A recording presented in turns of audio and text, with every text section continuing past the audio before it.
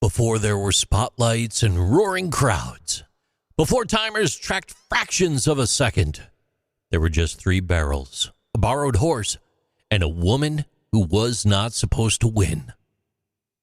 Barrel racing, it did not begin as a sport.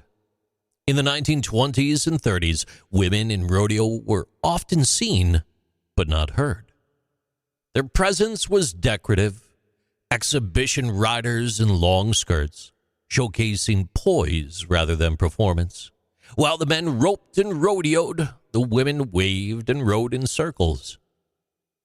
But grit doesn't stay quiet.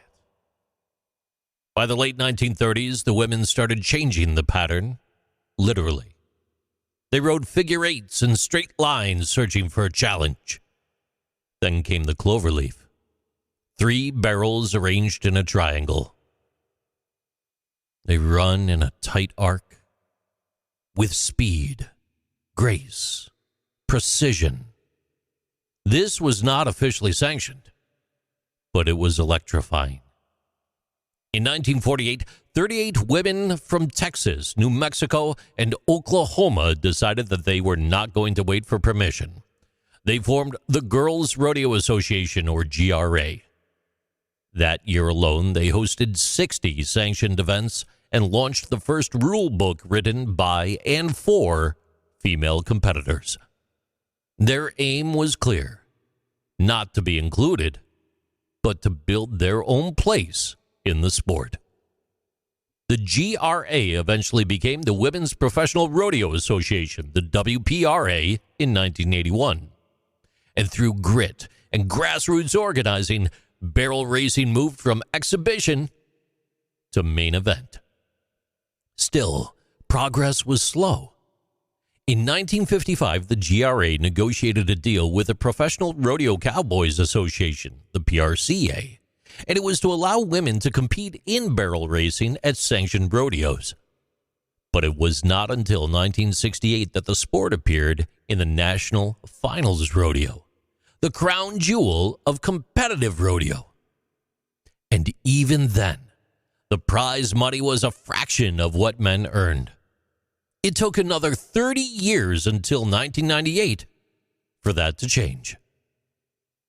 But when the women arrived, they did not just compete. They dominated. Charmaine James, riding her legendary horse, Scamper, won 10 consecutive world titles between 1984 and 1993. In one unforgettable run, Scamper's bridle came off mid-course, and they still won. Sherry Servey racked up 4 world championships and over $3 million in career earnings. Martha Josie competed for 4 decades, winning nearly every major title and mentoring more than 200,000 students along the way.